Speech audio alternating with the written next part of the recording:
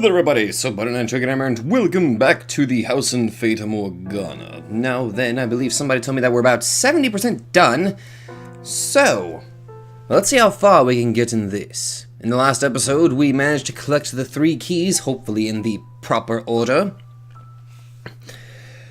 And now we're going to unlock the door.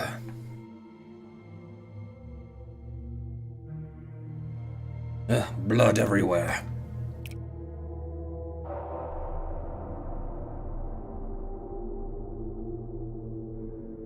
The keys fit perfectly in the openings on the lock, and when I insert the last one, it clicks open. The chain sealing the door falling to the floor. They're waiting beyond this door at the top of the stairs. I start pondering what I can even do in a face-off against Morgana, which sends a nervous shudder down my spine. I'm not going to back down, regardless. But she is a witch, and I'm a mere human. Formerly human. I'm not a master swordsman, nor do I wield a gun. I'd have nothing at all with which to fight her. I still have to confront the witch, though, no matter what. It's laughably reckless, as foolish as I may be. I have no other option. I place my hand on the door, preparing to climb the tower where I once spent my last breath. Giselle, locked safely away in the chamber at the top. The tower where I first met the witch. No hesitation. Okay, I was getting ready to say, if another prompt popped up, I needed to be prepared for that.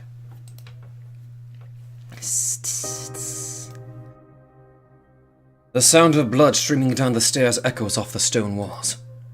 Although I have begun growing numb to the house's otherworldly ornamentation, the sight of a seemingly endless river of blood flowing down the spiral staircase sends a chill through me. Every step I climb makes a splat-splat noise. When I reach a window, I look out to see a churning reddish-black fog.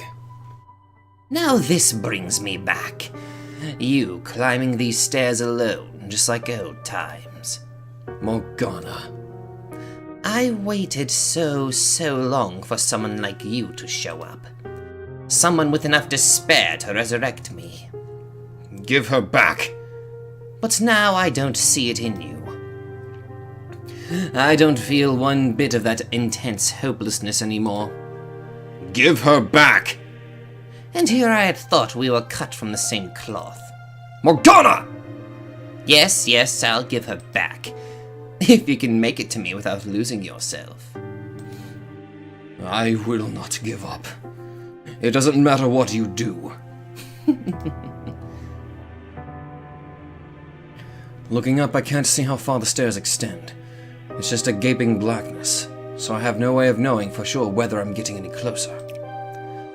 Round and around and around and around. Beneath me, the blood river traces the same path in reverse. I start to wonder if the staircase even does end. If I'm not just eternally retracing my own steps. But I continue climbing regardless. It's all I can do. Put one foot in front of the other and hope I make it to the top. Morgana. What is this place? What did you do to it? What is it? Why, it's the mansion you lived in for a decade, of course. You look at this and tell me it's the same house. What's with the blood everywhere? And the 3 shadows? Now, my dear. No need to raise your voice. And you're being impolite. One question at a time. Answer me! What is this place? That's immaterial. Even if I were to give you an answer you find satisfying, what would that knowledge do for you? Your objective is to reach the top of these stairs and rescue Giselle. Nothing more, nothing less. Isn't that right? Or by chance, have you taken an interest in me? Despite never once asking me about myself before. My gut tells me that without knowing what this place is, without even the briefest glimpse at its nature, I won't be able to safely get her back. Without knowing what I'm up against, I don't stand a chance. Please tell me about this mansion, Morgana. About yourself. What are you, Morgana?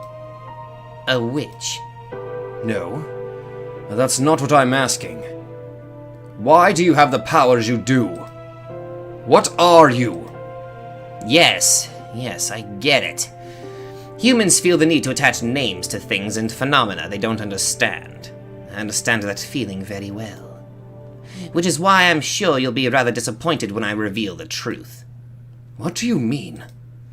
What I mean is, I'm an ordinary human. That's not possible. You expect me to believe a human created this illusion? Then are you saying I'm a magician or a wizard like you might see in a fairy tale? I would believe that over you being human. Think back then, would you? Recall our time together. Did I ever once use magic? Did I control fire or wind? Did I create illusions? No, I did none of that. Because I could not. To you, when you were alive, I suppose you could say I was naught but a simple ghost. A rather mischievous but otherwise powerless spirit. And I was nothing more to those three men either. The witch, Morgana, was never anything but a wretched phantom haunting this old house. But then, how do you explain this? Michelle, my dear, we're not the same beings we once were. We're different than we were in the realm of light, the era of the living. You figured that much out, though, haven't you? That you're already dead? Yes, I know. I know I couldn't possibly be alive. Yet still you view this world through the lens of the living. You make no effort to see it as the land of the dead. Tell me, why would you think that the realm of the living and dead are the same? So maybe this is hell or purgatory? Though the worlds behind each door were so vibrant, the mansion itself never had any color. They were the memories of the past, of the land of the living, of times forever lost to us. Our lives have already come to an end, my dear. Every lost soul within these walls is dead. This is the world that lies beyond the end. It is my world. This is the afterlife. Why get caught up in the minutia?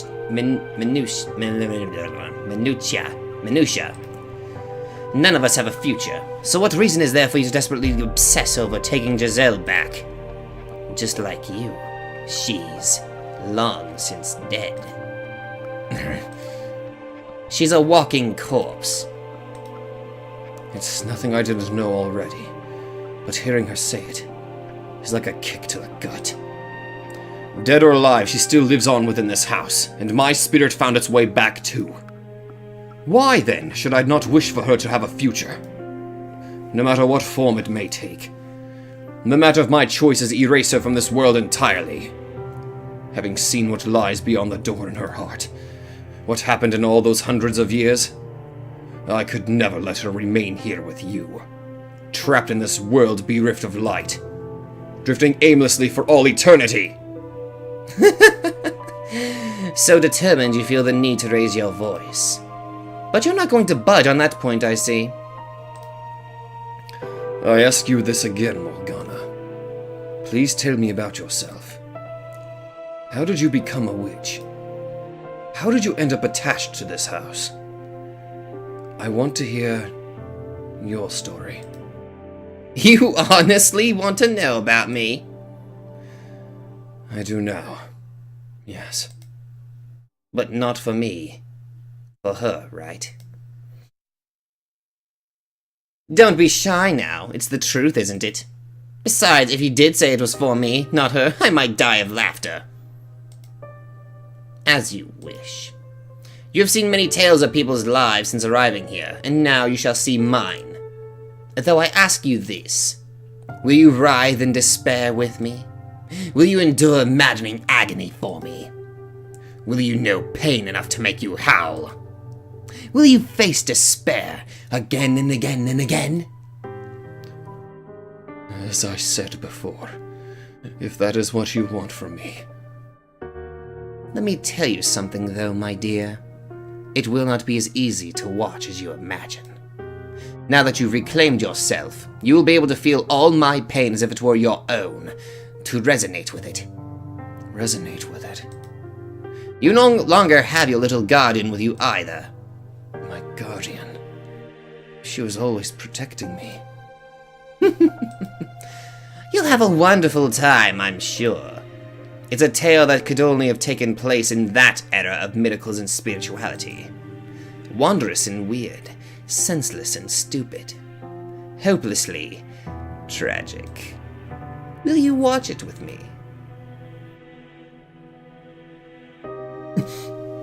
As soon as the final word leaves her mouth, I'm engulfed in darkness, not even given a moment to brace myself. The tower stairs crumble beneath me. My feet have nowhere to go. As I'm being battered by the roaring blood river, my consciousness melds with another. Okay, so now we're gonna see what happened to Morgana. I mean, see what she actually looks like. I carry within me the child of God. That is where it all began. The words of one foolish woman determined the course of my entire life. Before I was even born, my fate was decided. Did her claim come from faith? Or was it her way of escaping reality? Did she do it for money or fame? I don't know. I had been visited by an angel of the Lord. The village where she lived had suffered from years of poor harvest. It had been months since the last rain, and all the villagers prayed desperately to be blessed with succor. I am with child, though I have no oh my goodness. She so proclaimed the pregnant woman in the midst of the drought. And on the day of my birth, the very moment I let out my first cry, a heavy rain fell down upon the village. The storm quenched the parched earth, nourishing the crops and saving the village. The villagers were astounded, for they had thought the drought would never end. As plump drops of rain poured down upon the village, they gathered around newborn me in exultation. Ah, she is the child of God! Perhaps there would be more wonder in claiming I had magical powers. Perhaps it would make a better story if I were to say there were liar forces involved. But all these years later, here's what I truly think. It was nothing more than a fluke. An improbable stroke of luck. An unbelievably fortunate accident for my mother and the village, and an indescribable unfortunate accident for myself. I am with child, though I have no man. As if that's even possible. Maybe she had fooled around with a man who had gone and abandoned her, and she spouted those lies to convince herself it had never happened. None of the village men made any claim to be my father. Perhaps he was someone else's husband, and as such, he couldn't reveal himself, as an adultery is a sin in the eyes of God. The girl they were praising as the child of God was indeed not more than an ordinary daughter of a wretched woman. At the time, though, I thought differently. I believed my mother's words, convinced I was a saint, and it gave me a sense of duty, of purpose, rather than superiority. As the daughter of God, I believed it was my responsibility to help anyone in need. So every day I prayed. I asked my Father what I could do, what I was meant to do. Not everyone is equally good, however. There will always be someone who lends their ear to the devil's whispers. One man claimed I was the daughter of a charlatan. He shouted for all to hear, "If you really are the child of God, then perform a miracle for us." Could he have been any more unreasonable? Miracles are neither magic nor parlor tricks. They are realized through the power of faith. The lowly villager has no place demanding God prove his own divinity. It is the height of arrogance. But the man refused to heed my words.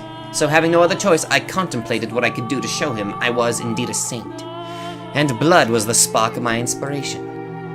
Michel, the time when I lived and the time when you lived were not so different. Our views and beliefs about the world are very much the same. So you should understand that in our time, blood was seen as unclean. It was a dreadful thing, ridden with diseases, which is why we drained the blood from animals and purified the flesh before consuming it. But being a saint, my blood would have been different. Like the blood of the saints who came before me, mine would be blessed. I I believed it would be able to cleanse people's impurities. For my demonstration, I chose an elderly woman afflicted with a terrible disease. She was on her deathbed, and no one thought she would live for longer than another day or two. The woman was overjoyed when I came to visit her. Sincerely believing me to be a holy servant of the Lord, she gathered all the strength she could muster to climb from her bed and kiss my feet. I felt an intensely deep love for this woman. Placing my hands upon my cheeks, I said with all the kindness in my heart, "My beloved sister, partake of my blood." The woman agreed without a glimpse of hesitation, and so I pricked the tip of my finger with a knife and let the blood drip into her mouth. Within 3 days, her health had improved enough for her to get out of bed unassisted. Seeing that, no one in the village doubted my powers any longer. In fact, the man who had accused me of being the daughter of a charlatan was subsequently punished for his sins. He received much-deserved retribution for challenging the daughter of God, for mocking her. Oh my. But of course, being a saint, I forgave the man. He in turn repented and changed his ways, worshipping me as the true child of God. Wow. Let me guess, another fluke is why she was able to improve her health? Now, I'll be honest with you. I was ecstatic, utterly elated. I felt like I was on top of the world and I reveled in it. The villagers showered me with adulation. They revered me, the daughter of God. Anyone who did it was punished. And on top of that, my blood could cause miracles. Tell me, do you look down on me for feeling the way I did? The actual child of God would never let herself be consumed by such base emotions, would she? Well, let's add free will into the equation. To say the child of God really did have a free will. Well, getting some water here. Basically, what I'm thinking is, a child is a child. And if they're being praised, I think any normal child, be the actual child of God or not, would, well, might actually be consumed by such emotions. I think that's kind of how I see it. Unless they were raised specifically to where they said, you can't feel any of this. Or stuff like that. But if you would give me a chance, I would like to explain myself. I was but a young girl at the time, and to a child her mother is the world. Anything she says is the absolute truth. So when my mother's claims so happened to coincide with a lucky miracle, my young mind was set in stone. I was a saint. My blood could heal the sick, and nothing would convince me otherwise. After all, I was but a girl of 6 years old. Wow. 6 years, my god. It is not my place to decide whether my blood truly had miraculous powers or not. If you think it did, then it did. And if you think it was all happenstance, then so it was. Miracles are brought about by faith. So the elderly woman who was healed was done so by the power of her own belief. Baseless hope and desire can at times make the otherwise impossible reality. Do you understand just how a major role religion played in our time, don't you, Michel? Especially as someone whose life was taken from him in the name of God. And you understand how powerful the word of mouth can be as well, don't you? It didn't take long for word of the miracle-performing child of God to spread. Travelers from faraway lands came to our village, all in search of aid. Driven by a mixture of elation and duty, I gave my blessings unto every pilgrim who sought them. I gave them my blood, yes. My young hands were perpetually covered in wounds. Running out of skin on my fingers, I cut the back of my hands, my palms, my wrists. Before long, they had turned into swollen, carved-up black and red horrors, and so I kept them wrapped in cloth at all times. The only time I uncovered them was to give blood to those who sought it. My lacerated hands were, in no uncertain terms, gruesome and unsightly. But the believers who came to see me all wept at my selfless sacrifice.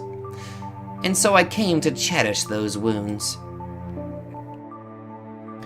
There were some for whom no miracle took place, but whenever that would happen, the villagers would come out and say, "The daughter of God is not to blame, you simply lack sufficient faith."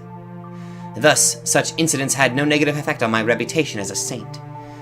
For 3 years, I continued doling out blessings. One day, while I was offering a prayer, my mother let slip her discontent. Why must you hand out miracles for nothing? Why must you give strangers grace? We should be getting compensated. We deserve remuneration. If we charged a little bit for each blessing, we could be living so much more comfortably. I was dumbfounded. How could the mother of a saint say such things? Helping people was my divine calling, and she expected payment? I nearly wept, hearing my mother preoccupied with such worldly desires. So I explained to her how important this work was. I taught her that we were not to covet material wealth, that we were to dedicate our lives to the service of our fellow man. "You're right, my dear saint," she said, understanding. And I believed her. I fell asleep that night, convinced she truly understood that there would be no more problems. But the next day, I was sold off. Men I had never seen before carried me by the arms and tossed me into a carriage. Confused and panicked, I stuck my head out, searching for my mother. Off in the shadows of the house, I saw her with a strange man, accepting a bag of coins. Oh, you fucking whore! The carriage rocked back and forth as it rolled along a dirt road. Shaking and bouncing within it, I struggled with overwhelming grief and despair. It was perhaps the first time in my life I had felt such a powerful emotion. I didn't know what I felt so much despair over, though. Obviously, it was over my present predicament, but I wasn't sure what about it hurt the most. Was it that I had been pawned off like a slave? Was it that my mother, the mother of a saint, had been blinded by money? Was it that the villagers that had watched in silence as a disciple of the Lord was thrown into a carriage? Or was it that I, daughter of a god, lamented my misfortune like a mortal? I decided it was a trial. My father, the Lord God, was testing my worthiness of being his daughter. So I choked back my urge to cry and sat there in silent contemplation. For almost 3 weeks was I rocked around in the carriage. The coachman treated me well enough, but I'm certain it was only because he didn't want his precious cargo dying before he could deliver it. He did not by any means think me the child of God. The 3rd week, the carriage arrived at a city. It was much larger than the village I had grown up in, with many, many more people crowding the streets. Something about them felt different too.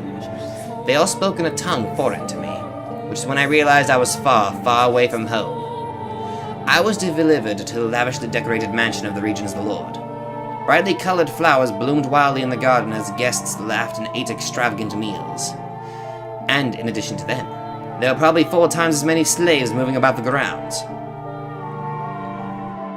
Getting a range of looks from everyone we passed, from smartly dressed men to scrawny, emaciated servants, I was led to the Lord's chambers. The Lord was surrounded by beautiful women. Oh God, please don't go there. Perhaps they were slaves, or perhaps they were prostitutes, I couldn't tell. Among them were some girls hardly older than me. They all wore thin swathes of clothes, barely covering themselves at all. The Lord looked me up and down, and with a laugh he said, "Welcome, daughter of God. You'll be performing miracles for me now." Oh God. Miracles are not something to be performed for one single person's benefit, I replied, shocked and furious he had just said something so utterly blasphemous. In response he said, "I bought you. You're my property. You have no right to an opinion." But I would not have any of it. I entreated him to give up his indulgent lifestyle and devote himself to the service of the Lord. But the more I pleaded, the deeper the creases on his face grew. Thinking back on it now, it was hardly surprising. A 9-year-old girl was scolding the most powerful man in the region.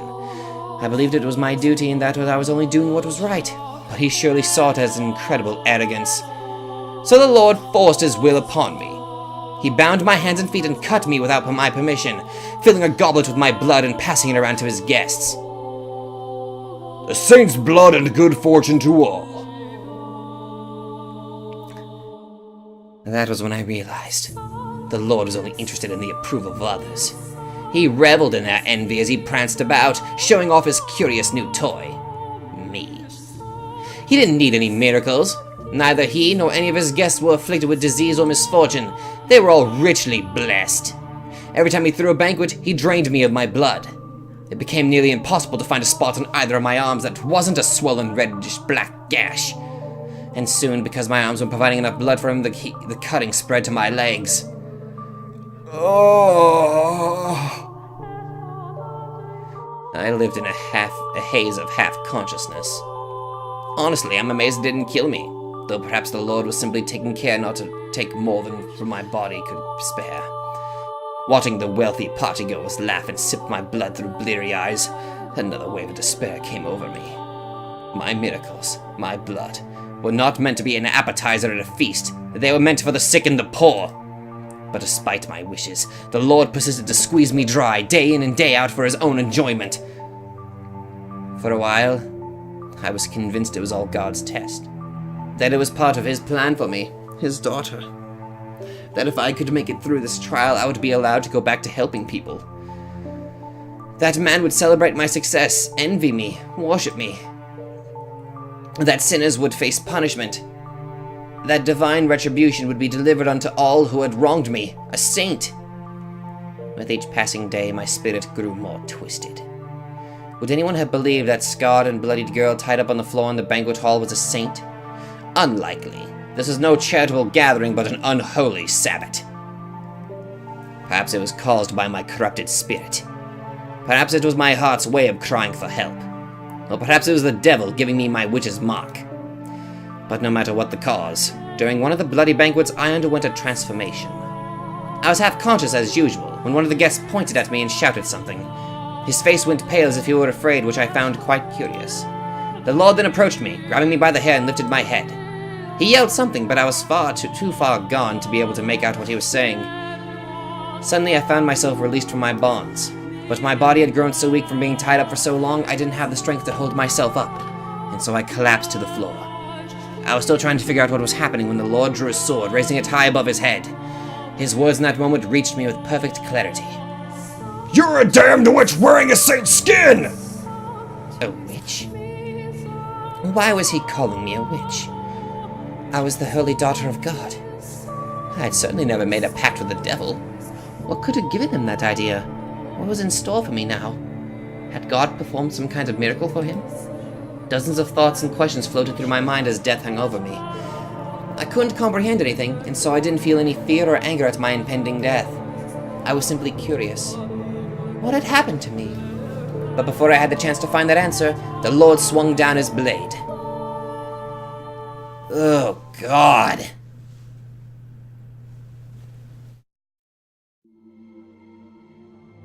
Without warning, without any time to prepare, the darkness drains away. And a second later, I crash into the stairs. Hard. Right at my ear, I can hear the hiss of the river of blood. The world fades in and out of view, giving way to very real images of a past I never lived. I can practically feel the fire in the eyes of that mad blood banquet's guests. My vision distorts. I can't regain my focus. Whose blood is this streaming down the stairs? Is it hers? Is it mine? Who am I? A saint? A witch? Is what I'm seeing, through a lens of clarity, or madness? Wait, no. I'm not her. I am Michelle, no one else. It hurts, doesn't it? It's hard to breathe. Your chest is on fire, your vision is blurry. It's dark, it's lonely, it's scary. It's frustrating, it's disheartening, it's exasperating. Isn't it? What you're feeling is exactly the pain I felt.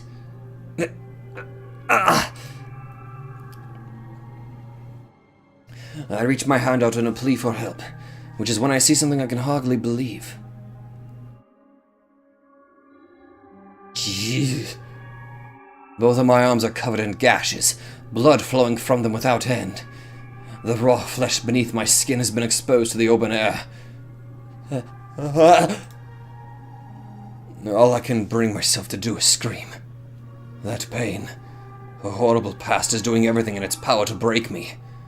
That 9-year-old girl's sickening experiences are twisting and constricting and crushing me. Why is this happening to you? Are you really that slow, my dear? You're empathizing with my pain. You're just that kind-hearted, Michelle. You said you wouldn't give up, didn't you? That you would make your way to me? Then surely this won't be enough to do you in. Of course it won't. Mustering up every last bit of strength I can, I begin crawling up the stairs. The red river beats against my open wounds, stinging painfully. The simple act of lifting an arm or a leg is almost unbearably agonizing. The blood dripping from my lacerated arms mixed with the blood already soaking the tower. So this is the pain Morgana suffered? Do you despise everyone, Morgana? Did your resentment at your mother's betrayal, and at the people who came seeking your blood, at the Lord who took your life, turn into a hatred for all mankind? Your perception of me is still incorrect, Michel. My grudge is only against a select few. Think about it, my dear. Of the thousands, millions, billions of people living on this planet, my world is comprised of but a minuscule fraction of that. Hatred for all mankind? No. What I feel is not nearly so nebulous. Although if I had died still believing I was a saint, maybe I wouldn't have such a well-defined mission. Are you saying the Lord didn't kill you? Oh my! Did you actually think that was the end of my tale? Actually, believe it or not, no, I didn't. Despite all your big talk, you're afraid of having to suffer through any more of that, aren't you? But you're the one who said you wouldn't give in. So go on. Know my pain. Without losing your mind!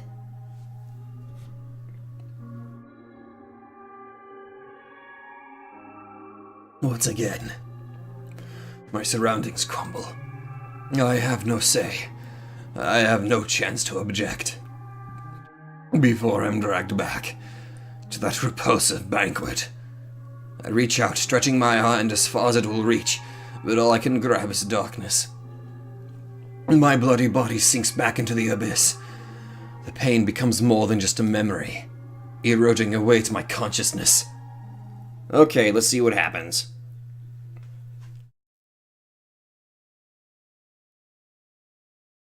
You're a damned witch wearing a saint's skin!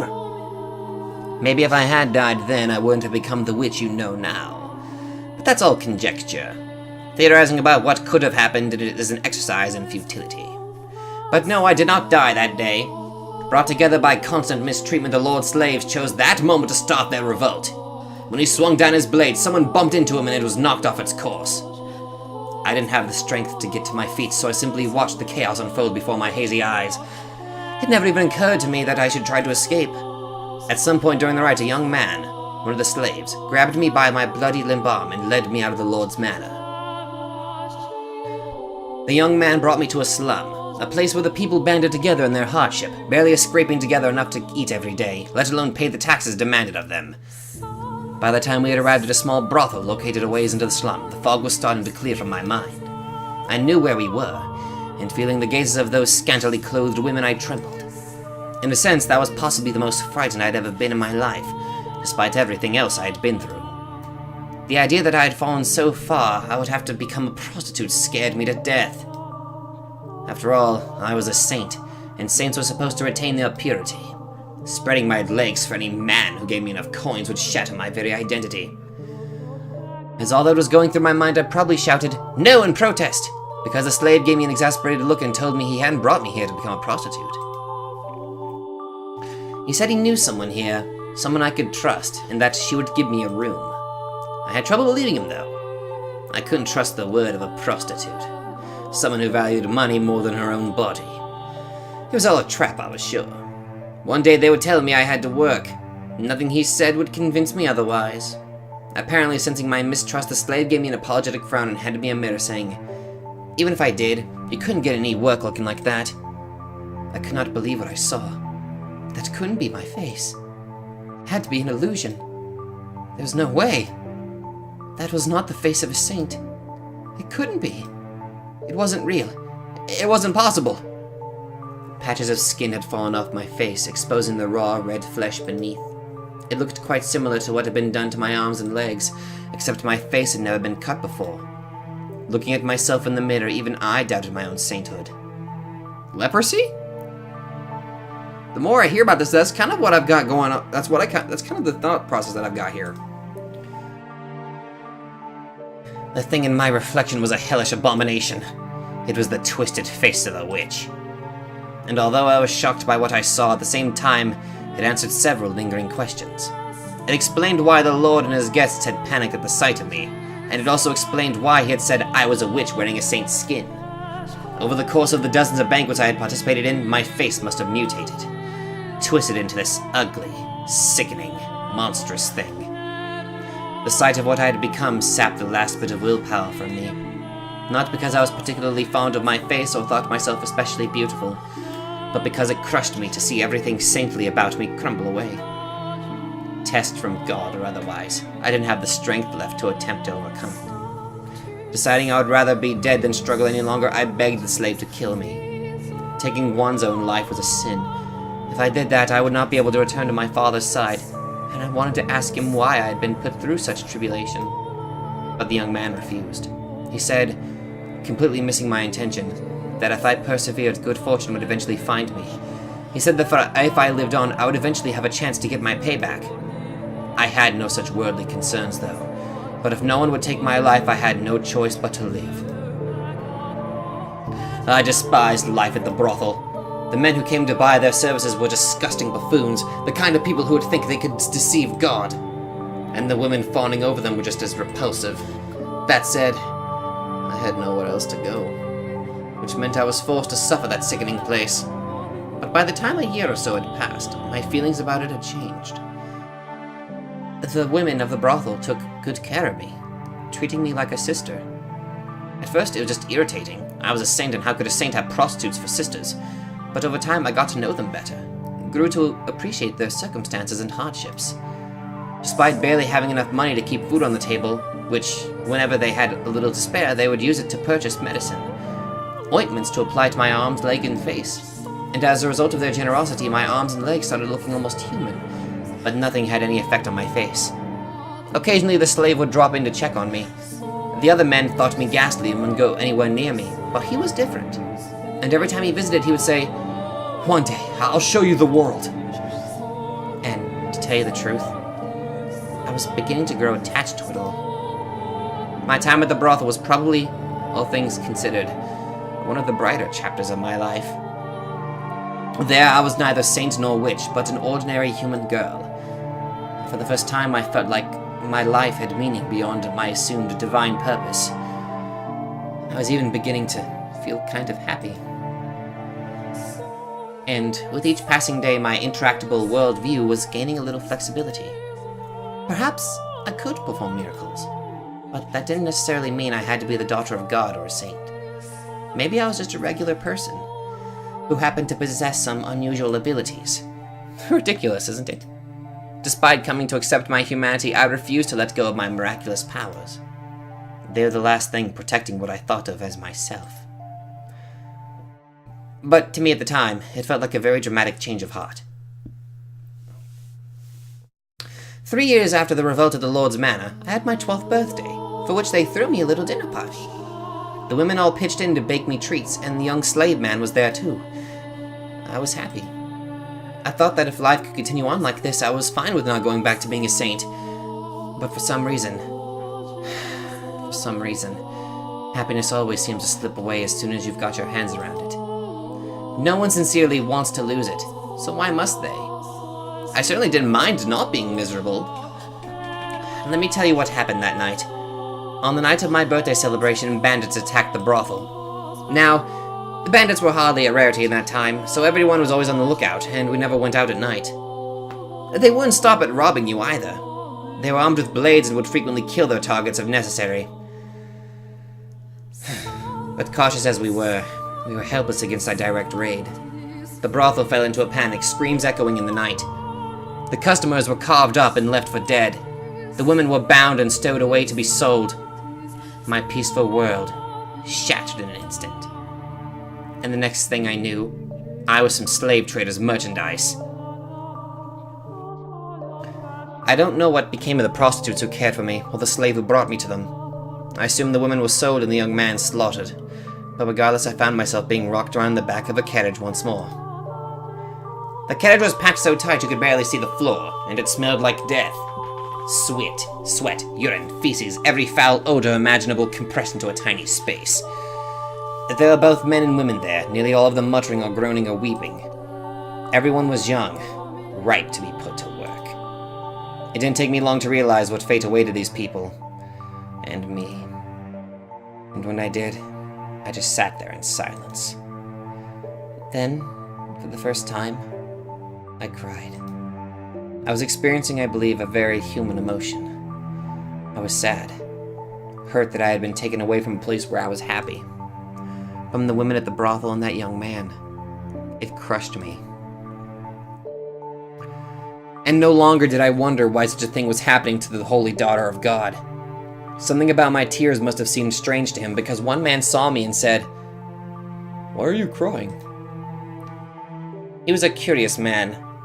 To start, he looked very different from anyone else. The color of his skin, the length of his nose, the shape of his eyes. Everything about him was new and unusual.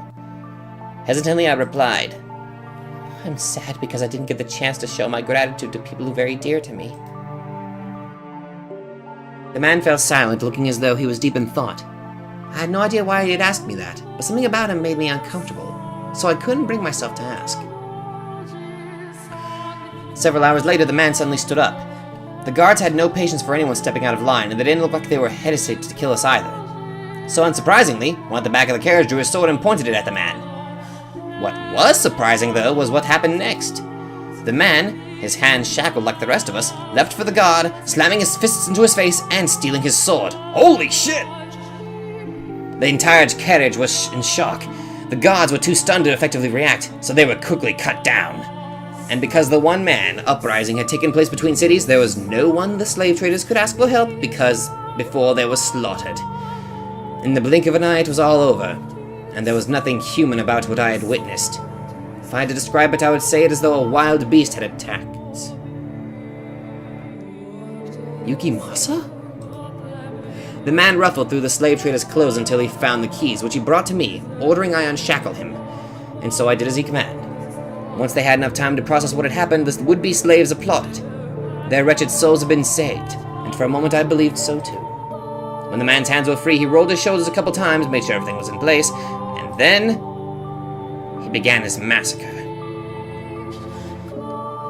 Oh, this is Yukimasa, isn't it? Screams of agony filled the carriage as he ran his sword through the helpless men and women packed inside it. Blood and guts was splattered against every surface, and those who tried to escape did not get far before being mercilessly skewered. It was like a scene out of a nightmare. I was frozen in place, not out of fear, but because my mind had shut down. I couldn't make sense of what was happening, so my mind rejected it. And with my brain having given up, my body was no more than a lifeless puppet. In short order, all the slaves were dead, and I was sitting in a pool of blood staring at the man. He pointed his blade at me, and with a little smirk said, "Why didn't you run?" In turn, I asked him, "Why did you kill them?" The smile vanished from his face, and after a few quiet moments of pondering, he replied, "Because I felt like it." "And why haven't you killed me yet?" I asked. To which he gave a curt, I don't know. then withdrew his blade and wandered off into the distance. And then I was all alone, surrounded by corpses. I glanced down, and half of someone's face was looking back up at me. Oh, God!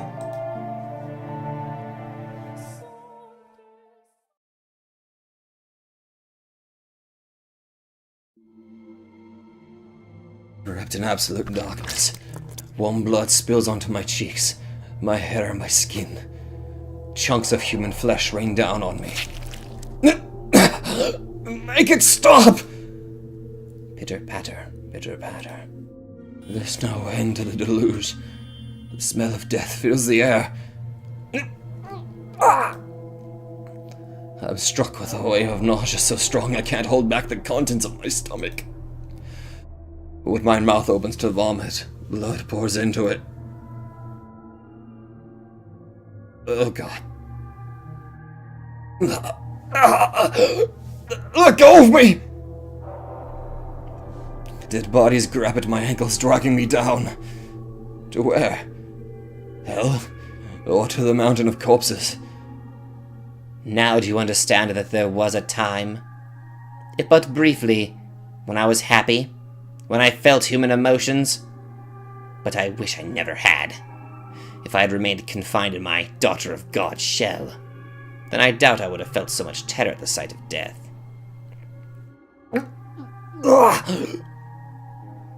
I can't say anything in response.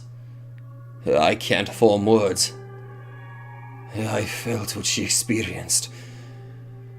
The massacre she witnessed. The limp flesh piling up around her.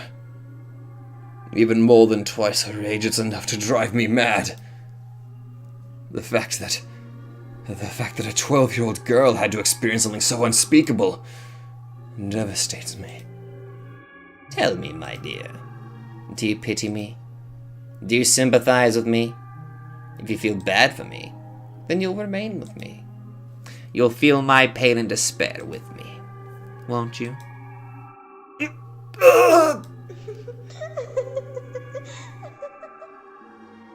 The witch's cackle echoes through the pile of bodies.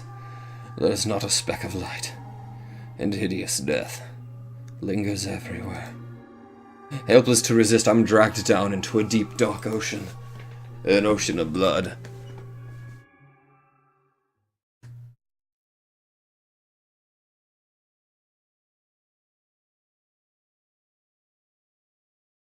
Now, on with the story. I was at a complete loss for some time after that. I didn't want to return to the city because I knew there was no one left who would take me in. There was only the Lord who had bound me and drained me of my blood. So I wandered the roads, no destination in mind, nothing to defend myself but the clothes on my back. Frankly, I'm rather surprised I wasn't attacked by bandits.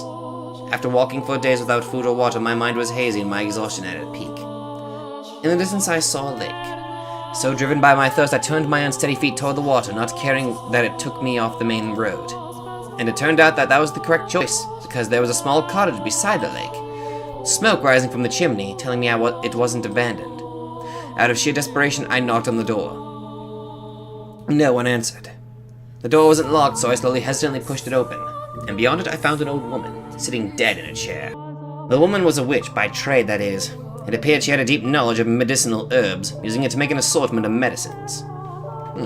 Interesting. In her cabinets were dozens of small glass bottles containing dried powdered leaves and crushed berries, among other things. On the fire was a cauldron, liquid bubbling inside. The woman looked as though she was asleep. Presumably she had passed away of old age, for there was no sign bandits had been rooting through the cottage, and she had a look of absolute serenity on her face. Looking over at the woman's dead body, I didn't cross myself. I envied her. Dragging the woman's body by her feet, I dumped her into the lake. Do you think doing so makes me a bad person? Makes me unsaintly? Well, I didn't have anywhere else to go, and the owner of the cozy cottage was no longer of this world. There was no reason I couldn't feel the home in her stead, was there? I deserved to have somewhere I felt comfortable after everything I'd been through, didn't I? And so I took up residence on the old witch's cottage, and remained there until my 16th year. Oh my! By 16, a terrible cynicism had taken root in my heart. I had no trust for people. I shut them out, building high walls around myself. After such a tumultuous, bloody childhood, it was all I could do to protect myself, to keep my young spirit from cracking. Nevertheless, travelers would, on occasion, pay the old witch's cottage a visit, seeking her medicines. Whenever someone arrived, I would cautiously crack the door open, telling them that they could trade for whatever they wanted with food, and never showing my face. One day, a young man showed up at the cottage. My sister has fallen very ill, and she desperately needs medicine. He was very soft-spoken. There was a distinct kindness in his voice, which I thought unusual. Curious. What kind of person could he be? What did he look like? What expressions did he make as he spoke? To satisfy that curiosity, I snuck a peek at him through the crack in the door. He was a handsome young man with flowing flaxen hair. Oh my god, Mel! So we met Yukimasa, we met Mel. The last one on our list is probably Jacopo. And upon seeing me, he didn't flinch back in disgust. He smiled. According to him, his younger sister had fallen gravely ill, and though they had tried a number of remedies, she was still bedridden. The medicines I gave him, too, had no effect, but he persisted in his quest, visiting me again and again for new combinations to try. He wanted nothing more than to relieve even the slightest bit of his sister's suffering. And moved by his dedication to his family, I too wanted to do anything I could to help. For the first time in years, my world encompassed more than my small cottage. When the young man came, he would ask not only for medicine, but to go on walks with me. He volunteered to spend time with me, despite my horrifying appearance. It's not healthy to stay holed up inside all the time. We've got this beautiful lake right here. Why do you say we take a little walk around the shoreline? He said with a smile, taking me by the hand. We spoke as we circled the lakeside, his voice always soft and pleasant, like a ray of light shining through a crack in the walls. When I was with him, I felt like I could be an actual person, an ordinary girl. He talked about his sister more than anything, and whenever he did, he was at his brightest and most melancholy. The young man had been a member of a noble house, but disputes over who was the rightful heir had forced him and his sister out. Shortly after that, his sister had fallen ill and was now bedridden. I'll take anything at this point to make her better. I'll even take a miracle if I can get one. That word, muttered beneath his breath, sparked my memory. I was a saint. My blood had healing properties.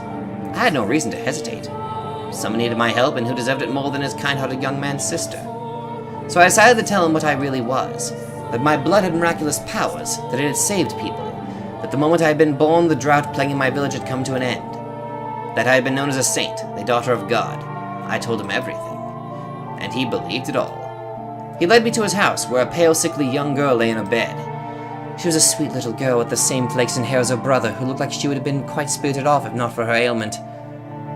It was touching to see the two siblings sitting there together, quietly holding each other. I would gladly give my blood for the two of them. And so I made a new cut on my arm, which had healed considerably thanks to the slave and the women of the brothel, and let the girl drink my blood. Neither of them had any doubts about my sainthood, and because they believed, a miracle occurred. The flaxen-haired girl recovered enough to get out of her bed. I was extremely proud of myself. I felt like, for once, I had actually saved someone's life. The only issue was she didn't make a complete recovery. For a few days after drinking my blood, she was in good health, but her condition quickly regressed. I was deeply perplexed by this. A miracle had undoubtedly taken place, but it was only temporary. Now, though, I believe I can explain what happened. Her recovery was nothing more than a placebo effect caused by her faith. But that's something I couldn't have known at the time. We were all three perplexed, and we were all three disheartened. Nevertheless, I was prepared to give her my blood as many times as needed. Whenever her condition worsened, the young man came to request more, and never once did I turn him away. On the contrary, I enthusiastically offered her my services. Over time, though, the hope in his eyes began to fade. He asked me on fewer walks, and he seemed hesitant to look me in the eye. I assumed it was out of discomfort, out of guilt, out of shame about asking for blood, but I don't think his concerns were for me, rather himself and his sister. As I mentioned earlier, blood was considered unclean in our time, and not only was I giving mine away, I was having his sister imbibe it. Looking at it that way, it would hardly be a surprise for him, or anyone else, to think what I was doing depraved. As time passed, the flaxen-haired young man seemed to grow more and more disturbed by me. That was what I got for opening up. That was what I got for letting his kind, warm light shine in on me. The moment things went bad, he pulled away. There were times when I shouldn't have done anything in the first place, but regardless, I held fast to my original decision. I would put myself on the line for them. No one else. Just them. Even if he was afraid of me or had no interest in seeing me, I would continue offering her my blood, and I was firm in my resolve. One day, though, I received a new visitor. The young man was still the only one I would show my face to, the only guest I had let into my walls. So as usual, I took the man's request from behind the cottage door. But I could hardly believe my ears when he began speaking. Are you the witch with the miracle blood? First, how did he know my blood had powers? Second, why had he called me a witch and not a saint? Third, why did he sound like the man who had slaughtered the slave carriage? I told the man he had to leave, that I would not be opening the door for any reason. In response, he said, I'm in need of your blood. Could you not spare a little? My blood was for the sick and needy. I would never spare a drop for a murderer like him. And I told the man exactly that, demanding he leave. All I could think about was the pile of bodies, the fountain of blood, the man drenched in crimson, wearing a ghastly smirk. I trembled behind the door, fearing he may go on another such rampage. But instead, he gave a simple, "As you say," and went on his way. I let out a deep sigh of relief, which is when I realized tears were rolling down both my cheeks, like an ordinary girl. 3 days later, the flaxen-haired boy showed up at my cottage. I'm sorry for being so distant lately. I want to talk things over. Those 2 sentences were like a light shining from above. I wanted to talk to him too. I wanted to take a walk around the lake and listen to him talk about nothing. I wanted to experience the warmth of his world once more. And I wanted to tell him about the terrible man who had been there a few days earlier, about how scared I had been. I wanted to tell him it would be all right. I want to talk to you too, I said, opening the door without a second thought. The light of the sun was so bright all I could make out was his silhouette. I couldn't see the look on his face or the look in his eyes. A gentle breeze blew past, and my mind froze. How could this be happening? What did it mean? Why? How? What was that man doing standing behind him? Why was he carrying a sword? Why was he coming into my house? And why did he swing it down, severing my arm? Oh, God!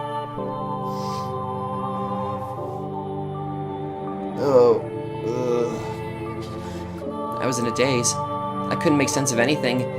I didn't want to. My left arm fell to the floor before I even knew what was happening, and then my legs gave out. The pain, searing and unbearable, came a few moments later as I was lying in an ever-expanding pool of my own blood. I did something then that I hadn't done before, that I had resisted doing no matter how much blood the Lord had stolen from me. I screamed. It was a hideous, visceral noise, a sound I had never thought a saint could make. The same ear-splitting howl the slaves had made as the man had butchered them.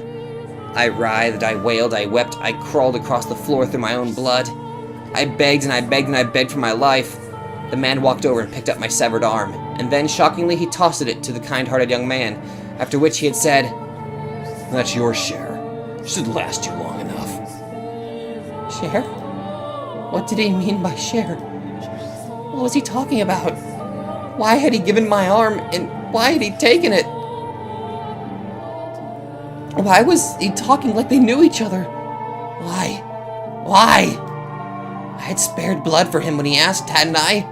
So why was he doing this? Was cutting my arm off and stealing it easier on his conscience than simply asking? You understand how I felt, don't you? You can put yourself in my shoes, can't you?" The young man refused to look me in the eye. Holding my bloody arm in his trembling hands, he fled from the cottage as quickly as his legs would allow. The man then walked over and picked me up. I had neither the strength nor willpower to resist. Holding me in his arms, he began to speak, telling me things I didn't want to know, things I didn't want to hear, but he didn't care. Nothing personal. I just need your blood. Without it, she'll lose her church. Don't take it personally. Tell me, is there anyone in this world who wouldn't feel a bit of spite after being put through such torture? Ugh. How was I supposed to let that slide? No one's that much of a saint. My trust had been betrayed and I was supposed to turn the other cheek. A man had barged into my home uninvited and cut off my arm, and I was supposed to smile and take it?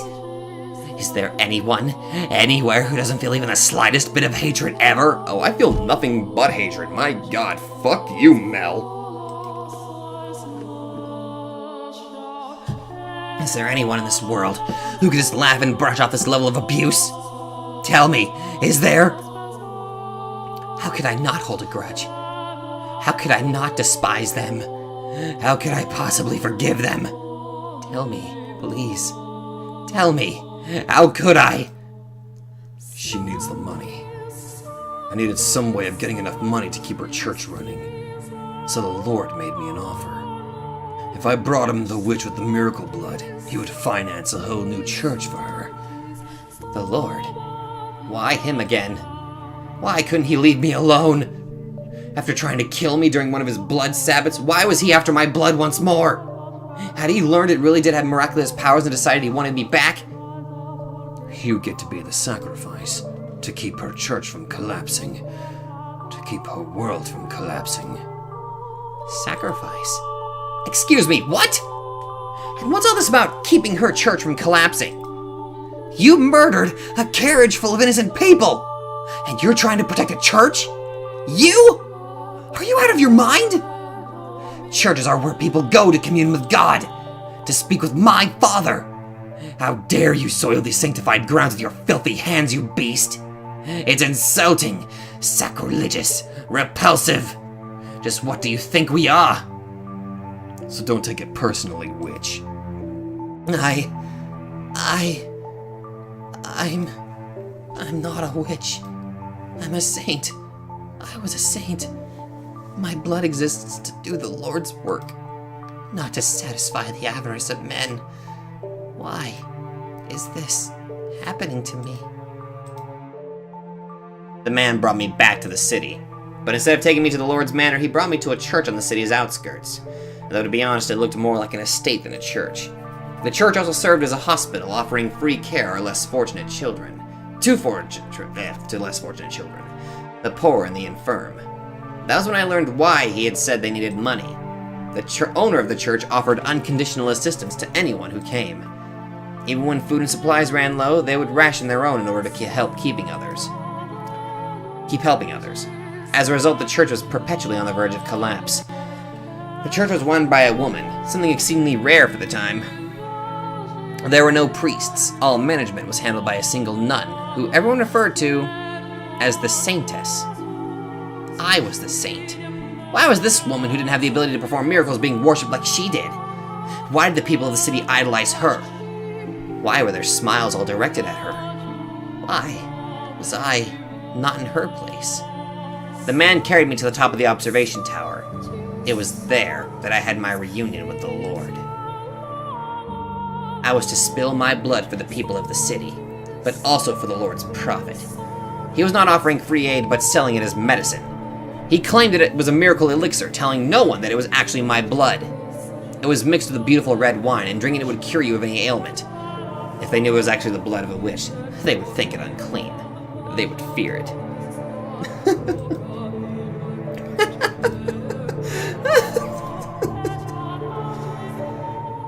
I remained imprisoned for a long, long time. In the beginning, the swordsman guarded me, though before long, the flaxen-haired young man showed up as well. Presumably, one severed arm wasn't enough to keep a sister healthy for long. In listening to their conversations, I learned that, to ensure no one else could get in, the observation tower was sealed with 3 locks. The Lord, the swordsman, and the young man each held one of the keys. Oh wow, so I was right, the little Jacopo was the Lord. Wow! I was their secret, locked away in the tower for them to drain up blood away from wandering eyes. Time went on, and I progressively grew weaker. I lost the will to eat and the will to live. My only view from the tower was the clouds through a window high up on the wall. Occasionally a pigeon would fly in. Sometimes a butterfly. And I would glare in envy as it fluttered around, free to come and go as it pleased. And soon, it was spring. Every spring the church held a festival to pray for the coming year's harvest and the people's well-being. I could hear the bustle from far below through the window as everyone rushed to prepare. I heard the flaxen-haired girl's voice, who had regained her health drinking my blood. I heard her brother's voice, who had betrayed me. I heard the nun's voice, who played saint in my stead. I heard the barbaric swordsman's voice, who had chopped off my arm. And I heard the Lord's voice, the root of all my suffering. I heard people praising the saintess, though I, the true saint, was locked in the tower. I heard people thanking the Lord for his generous donations and miracle medicine, though it all come from me. Propped up on my suffering, they cheered and clinked glasses of my bloody wine. Those merry, peaceful, cheerful, spirited sinners' voices resounded in my tower. And at noon on the day of the festival, the church bell tolled. 1, 2, 3, 4, 5, 6, 7, 8, 9, 10, 11. And with the 12th chime, I died. Oh god, I can see the picture in the back. As the bell's last pealing faded into distance, the tower door swung open. Standing on the other side of it were the 3 men. They must have wanted to drain a little more from me to use in the feast, but they arrived at the worst possible moment. The flaxen-haired young man was the first to express his consternation. I never wanted her to die. Was she not eating? The Lord gave me my corpse a casual glance and said stone-faced, Seal the tower off. Understood? No one finds out about this. How can you be so calm? Do you understand what you've done? Putting the blame on me? How nice it must be to be able to distort your reality with a panic. The swordsman, who had been silently observing the Lord and the boy conversing, interjected. You're just as guilty as any of us. Not only did they not mourn my death, they argued over whose fault it was. There was no regret, no remorse. The young man muttered absent-mindedly. I never wanted her to die. What did his intentions matter, though? It was his betrayal that had ultimately tethered me to this mansion. But the fact that they didn't grieve my death, and instead squabbled amongst themselves like filthy rats, it was the final straw. How could I not despise them? I didn't believe I actually had the power to perform miracles when I was alive. It was all faith, the illusion of belief. I was neither a saint nor a witch. The blood wine was only effective because people placed their faith in the other saintess. I was only ever human. But then, in that moment, an actual miracle occurred. My father bestowed upon me his power. Or perhaps it was the devil who lent me his strength. I was looking down upon my own dead body, my own wretched self. There was nothing beautiful about the pile of bones I had become. I could almost smell the rotting flesh. That was once a saint? I laughed at the thought. It was absurd, ridiculous, and infuriating. They would pay. Those who had cast me into this hell, who had mocked me, who had done this to me, who had made a witch out of me. Hatred coursed through me, revulsion at everything on these grounds still smiling. They would know just whose dead shoulders their little party was resting upon. If they wanted so badly to call me a witch, then a witch I would be. I would kill them, every last one of them. Place a curse on their souls. And so I made my wish. Most people might consider it a curse, but to me it was most certainly a wish. And my father, or maybe the devil, granted that wish. From the garden, there rose a scream. The flaxen-haired young man knew that voice better than anyone. He went deathly pale, darting down the spiral staircase until he reached a window. The young girl was on her knees, vomiting blood in the grass. The young man let out a yelp as he descended the remainder of the staircase. As soon as he reached the garden, he lifted the girl in his arms, but she had already perished. Realizing this, he cried to the heavens, saying the one thing he should have kept to himself. The witch killed her! The blood of the witch killed my sister! That wine you're drinking is no medicine! It's the blood of a witch! You're all drinking witch's blood! Crushed by the loss of his only family, the young man picked up a silver fork and plunged it into his own throat. Oh, God! Why is it always with the throat? Ugh! Ending his life. Naturally, there was an uproar. Goblets of wine crashed against the earth in rapid succession as the people holding them fell to the ground and vomited or convulsed. The nun was the first target of their outrage. What she had claimed to be medicine had turned out to be blood, an unclean substance. The blood of a witch, no less. A servant of the church, a servant of the Lord, had given her followers blood to drink, and at this their indignation surged uncontrollably. The people surrounded her, tying her up and throwing her to the ground. As they prepared to inflict righteous justice upon her, the swordsman soared down the stairs and into the garden, plunging his blade into anyone standing near the nun. The cries of agony ringing through the church grounds were ear-splitting. It was no longer a place of God, but hell on earth. Wait a minute. The nun he's protecting, I'm guessing, is, this is reflecting him wanting to protect the, white-haired girl in his tale. Hell bit out by the hands of man. Hell painted red with the blood of their brothers. The people armed themselves with anything they could find and went after the man. As much of a beast as he may have been, he stood little chance against such numbers. It is the fate of a beast to be exterminated by those he terrorizes. And once he was gone, the nun had no one left to protect her. She too was consumed by their frenzy. All that remained was an inextinguishable inferno. hysteria and despair, madness and outrage, and no outlet for it. It was a revolt that made the slaves' uprising as the Lord's manor look like a game. Eventually their rage found a new target, the Lord. It was only natural, for he was the true villain. He was the one who had given money and the witch's blood to the church. He was the one who had profited off of it. And above all, people often resented those who stood above them. Particularly in times of unrest. The city resounded with cries for the Lord's head. Good. Oh boy. And he looked down upon it all from the safety of the observation tower. He could do nothing but watch as his domain burned. And he looked down upon it from... Oh, sorry. I can only imagine how painful that must have been. But before long, having seemingly have made his peace, he began descending the spiral staircase.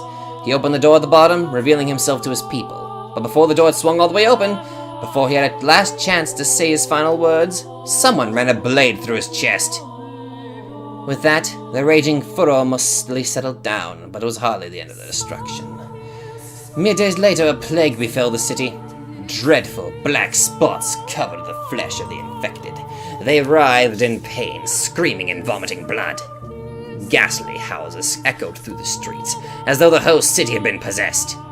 It became a cursed land. In their diseased haze, the people muttered again and again, "We have been cursed by the witch." In less than a week, the entire city was dead.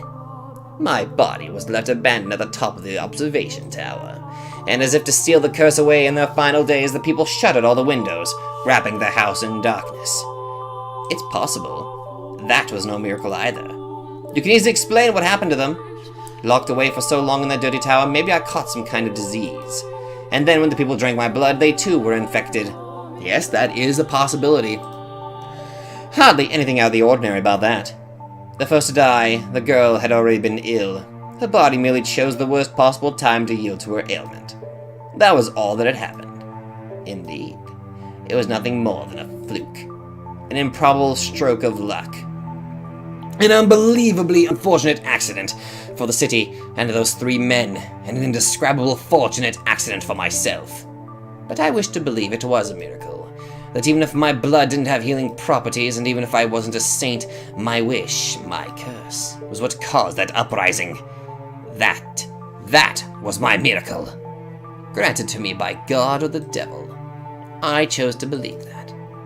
And that my miracle took on its true form thereafter. My curse had brought death upon the three men, but for whatever reason, my rancor was far from sated. They had died. So what? Death is but a transient agony. It's nothing compared to what I went through. So I made my next wish.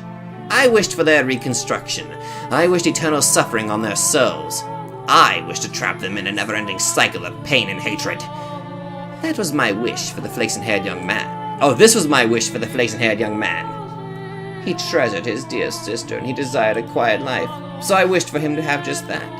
And I wished for his dearly beloved sister to love him more than anything in the world, for his world to be destroyed by love gone too far. This was my wish for the beast-like man. He was conscious of his tendency for violence, and he yearned to be more human, so I had his inner beast toned up just a little. I saw to it that he would never be human, so he would never have the peace he so desired. My wish for the Lord was more straightforward. He seemed to have great affection for wealth and authority, so I ensured those were the only things he could ever have. Who needs love or friendship when you can be drowning in power? Once he had lost everything, his solitude would be his only companion. Wishes can come true. As long as you always hold fast, never stop wishing, never surrender. They can come true. Eternal suffering on all their souls. An endless cycle of reconstruction and unavoidable tragedy. Tell me, my dear, do you sympathize with me? Will you curse them with me? Will you take my hand and revile them with me?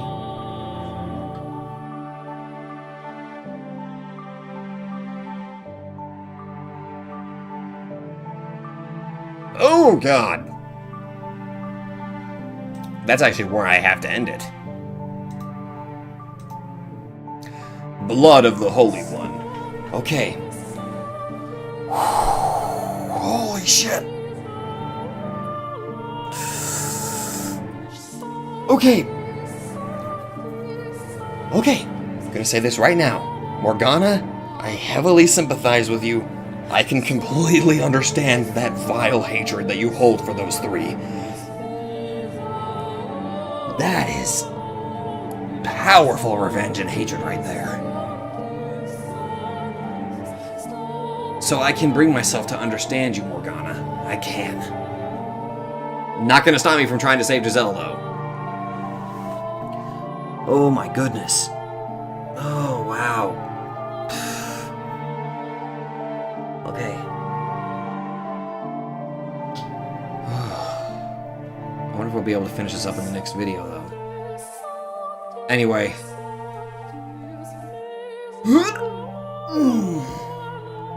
Yep.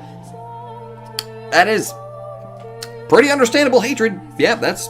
Yeah. Damn. Just damn. Holy shit. Damn, Morgana. Fuck.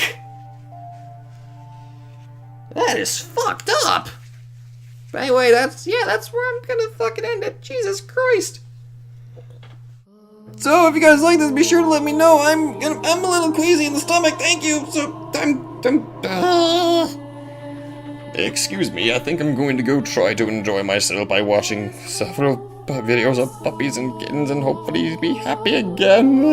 Thank you guys so much for watching. I'm gonna see you guys in the next video now.